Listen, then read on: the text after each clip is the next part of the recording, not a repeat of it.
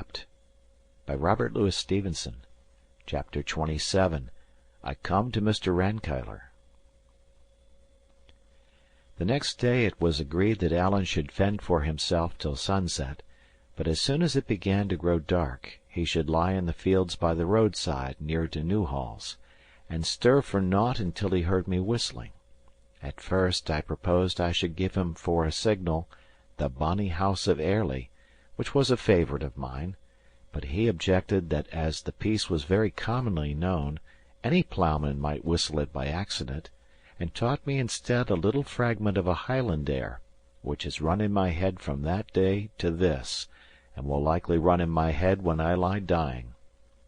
Every time it comes to me, it takes me off to that last day of my uncertainty, with Alan sitting up in the bottom of the den, whistling and beating the measure with a finger, and the grey of the dawn coming on his face. I was in the long street of Queensferry before the sun was up. It was a fairly built burg, the houses of good stone, many slated, the town hall not so fine, I thought, as that of Peebles, nor yet the street so noble, but take it altogether, it put me to shame for my foul tatters. As the morning went on, and the fires began to be kindled, and the windows to open, and the people to appear out of the houses, my concern and despondency grew ever the blacker. I saw now that I had no grounds to stand upon, and no clear proof of my rights, nor so much as of my own identity. If it was all a bubble, I was indeed sorely cheated and left in a sore pass. Even if things were as I conceived, it would in all likelihood take time to establish my contentions, and what time had I to spare with less than 3 shillings in my pocket, and a condemned hunted man upon my hands to ship out of the country? Truly, if my hope broke with me, it might come to the gallows yet for both of us. And as I continued to walk up and down, and saw people looking askance at me upon the street or out of windows, and nudging or speaking one to another with smiles, I began to take a fresh apprehension that it might be no easy matter even to come to speech of the lawyer, far less to convince him of my story. For the life of me I could not muster up the courage to address any of these reputable burghers. I thought shame even to speak with them in such a pickle of rags and dirt, and if I had asked for the house of such a man as Mr. Rankeillor, I suppose they would have burst out laughing in my face. So I went up and down, and through the street, and down to the harbour side, like a dog that has lost its master, with a strange gnawing in my inwards, and every now and then a movement of despair. It grew to be high day at last, perhaps 9 in the forenoon, and I was worn with these wanderings, and chanced to have stopped in front of a very good house on the landward side, a house with beautiful clear glass windows, flowering knots upon the sills, the walls new harled, and a chase dog sitting yawning on the step like one that was at home. Well, I was even envying this dumb brute, when the door fell open, and there issued forth a shrewd, ruddy, kindly, consequential man in a well-powdered wig and spectacles. I was in such a plight that no one set eyes on me once, but he looked at me again. And this gentleman, as it proved, was so much struck with my poor appearance that he came straight up to me and asked me what I did. I told him I was come to the Queensferry on business, and taking heart of grace, asked him to direct me to the house of Mr. Rankeillor. "Why," said he, "that is his house that I have just come out of, and for a rather singular chance I am that very man." "Then, sir," said I have to beg the favour of an interview." "I do not know your name," said he, "nor yet your face." "My name is David Balfour," said I. "David Balfour," he repeated, in rather a high tone, like one surprised. "And where have you come from, Mr. David Balfour?" he asked, looking me pretty dryly in the face. "I have come from a great many strange places, sir," said I, "but I think it would be as well to tell you where and how in a more private manner." He seemed to muse a while, holding his lip in his hand, and looking now at me and now upon the causeway of the street. "Yes," says he, "that will be the best, no doubt."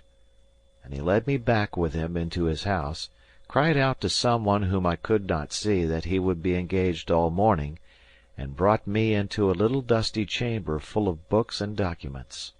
Here he sat down, and bade me be seated, though I thought he looked a little ruefully from his clean chair to my muddy rags. "And now," says he, "if you have any business, pray be brief and come swiftly to the point. Nec gemino bellum Trojanum orditur ab vovu. Do you understand that?" says he, with a keen look. "I will even do as Horace says, sir," I answered, smiling, "and carry you in medias res." He nodded as if he was well pleased, and indeed his scrap of Latin had been set to test me. For all that, and though I was somewhat encouraged, the blood came in my face when I added, "I have reason to believe myself some rights on the estate of Shaws." He got a paper book out of a drawer, and set it before him, open. "Well?" said he. But I had shot my bolt, and sat speechless. "Come, come, Mr. Balfour," said he, "you must continue. Where were you born?" "In Essendine, sir," said I. "The year 1733, the 12th of March." He seemed to follow this statement in his paper book, but what that meant I knew not. "Your father and mother?" said he. "My father was Alexander Balfour, schoolmaster of that place," said I, "and my mother Grace Peterrow. I think her people were from Angus." "Have you any papers proving your identity?" asked Mr. Rankeillor. "No, sir," said I, "but they are in the hands of Mr. Campbell, the minister, and could be readily produced. Mr. Campbell, too, would give me his word, and for that matter I do not think my uncle would deny me." "Meaning Mr. Ebenezer Balfour?" says he. "The same," said I. "Whom have you seen?" he asked. "By whom I was received into his own house," I answered. "Did you ever meet a man of the name of Hoseason?" asked Mr. Rankeillor. "I did so, sir, for my sins," said I, "for it was by his means and the procurement of my uncle that I was kidnapped within sight of this town, carried to sea, suffered shipwreck and 100 other hardships, and stand before you today in this poor accoutrement." "You say you were shipwrecked," said Rankeillor. "Where was that?" "Off the south end of the Isle of Mull," said I. "The name of the isle on which I was cast up is the Island Ered." "Ah!" says he, smiling. "You are deeper than me in the geography. But so far, I may tell you, this agrees pretty exactly with other informations that I hold. But you say you were kidnapped. In what sense?" "In the plain meaning of the word, sir," said I. "I was on my way to your house when I was trepanned on board the brig, cruelly struck down, thrown below, and knew no more of anything till we were far at sea. I was destined for the plantations, a fate that, in God's providence, I have escaped." "The brig was lost on June the 27th," says he, looking in his book, "and we are now at August the 24th. Here is a considerable hiatus, Mr. Balfour, of near upon 2 months. It has already caused a vast amount of trouble to your friends, and I own I shall not be very well contented until it is set right." "Indeed, sir," said I, "these months are very easily filled up. But yet before I told my story, I would be glad to know that I was talking to a friend."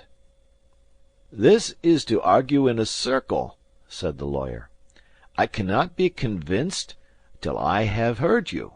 I cannot be your friend till I am properly informed.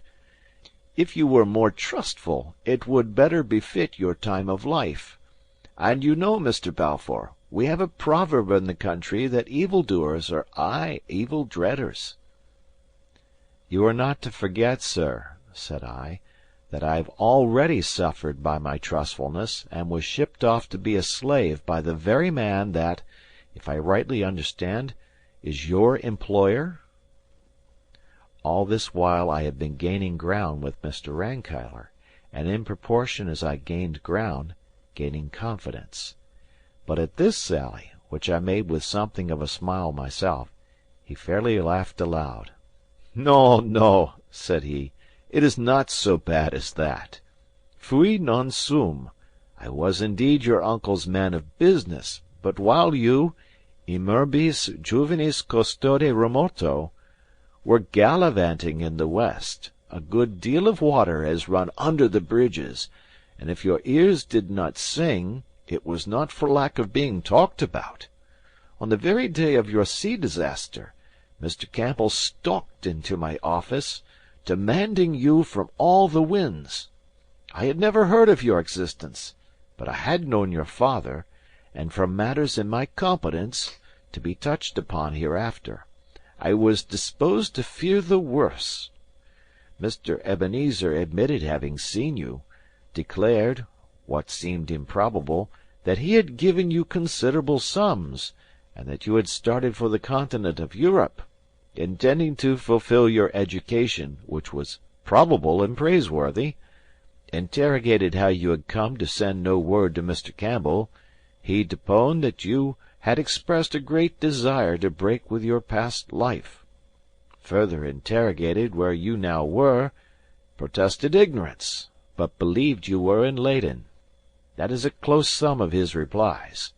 I am not exactly sure that any one believed him," continued Mr. Rankeillor with a smile, "and in particular he so much disrelished me expressions of mine that, in a word, he showed me to the door. We were then at a full stand, for whatever shrewd suspicions we might entertain, we had no shadow of probation. In the very article comes Captain Hoseason with the story of your drowning, whereupon all fell through, with no consequences but concern to Mr. Campbell, injury to my pocket, and another blot upon your uncle's character, which could very ill afford it. And now, Mr. Balfour," said he, "you understand the whole process of these matters, and can judge for yourself to what extent I may be trusted." Indeed, he was more pedantic than I can represent him, and placed more scraps of Latin in his speech, but it was all uttered with a fine geniality of eye and manner which went far to conquer my distrust. Moreover, I could see he now treated me as if I was myself beyond a doubt, so that first part of my identity seemed fully granted. "Sir," said I, "if I tell you my story, I must commit a friend's life to your discretion. Pass me your word it shall be sacred, and for what touches myself I will ask no better guarantee than just your face." He passed me his word very seriously. "But," said he, "these are rather alarming prolocutions, and if there are in your story any little jostles to the law, I would beg you to bear in mind that I am a lawyer, and pass lightly." Thereupon I told him my story from the first, he listening with his spectacles thrust up and his eyes closed, so that I sometimes feared he was asleep. But no such matter. He heard every word, as I found afterward, with such quickness of hearing and precision of memory as often surprised me. Even strange outlandish Gaelic names, heard for that time only, he remembered and would remind me of years after. Yet when I called Alan Breck in full, we had an odd scene.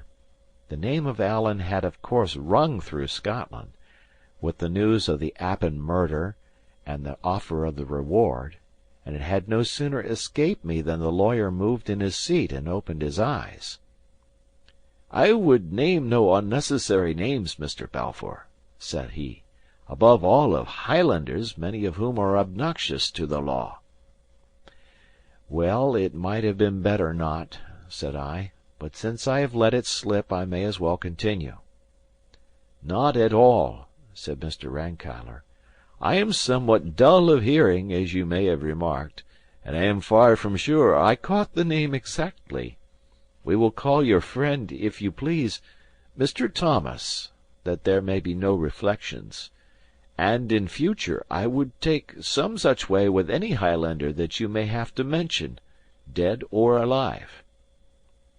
By this I saw he must have heard the name all too clearly, and had already guessed I might be coming to the murder. If he chose to play this part of ignorance, it was no matter of mine, so I smiled, said it was no very Highland-sounding name, and consented. Through all the rest of my story Alan was Mr. Thompson, which amused me the more, as it was a piece of policy after his own heart. James Stewart, in like manner, was mentioned under the style of Mr. Thompson's kinsman. Colin Campbell passed as Mr. Glen, and to Cluny, when I came to that part of my tale, I gave the name of Mr. Jameson, a Highland chief. It was truly the most open farce, and I wondered that the lawyer should care to keep it up. But, after all, it was quite in the taste of that age, when there were two parties in the state, and quiet persons, with no very high opinions of their own, sought out every cranny to avoid offence to either. "Well, well," said the lawyer, when I had quite done, "this is a great epic, a great Odyssey of yours. You must tell it, sir, in a sound Latinity when your scholarship is riper, or in English if you please, though for my part I prefer the stronger tongue. You have rolled much, quae regio in terris. What parish in Scotland, to make a homely translation, has not been filled with your wanderings? You have shown, besides, a singular aptitude for getting into false positions, and, yes, upon the whole, for behaving well in them. This Mr. Thompson seems to me a gentleman of some choice qualities, though perhaps a trifle bloody-minded. It would please me none the worse if, with all his merits, he were soused in the North Sea, for the man, Mr. David, is a sore embarrassment. But you are doubtless quite right to adhere to him. Indubitably he adhered to you. It comes, we may say, he was your true companion, nor less paribus curis vestigia figit, for I dare say you would both take an ora thought upon the gallows. Well, well, these days are fortunately by, and I think, speaking humanly, that you are near the end of your troubles." As he thus moralized on my adventures, he looked upon me with so much humour and benignity that I could scarce contain my satisfaction. I had been so long wandering with lawless people, and making my bed upon the hills and under the bare sky, that to sit once more in a clean, covered house, and to talk amicably with a gentleman in broadcloth, seemed mighty elevations. Even as I thought so, my eye fell on my unseemly tatters, and I was once more plunged in confusion. But the lawyer saw and understood me. He rose, called over the stair to lay another plate, for Mr. Balfour would stay to dinner, and led me into a bedroom in the upper part of the house. Here he set before me water and soap, and a comb, and laid out some clothes that belonged to his son. And here, with another apposite tag, he left me to my toilet. End of chapter.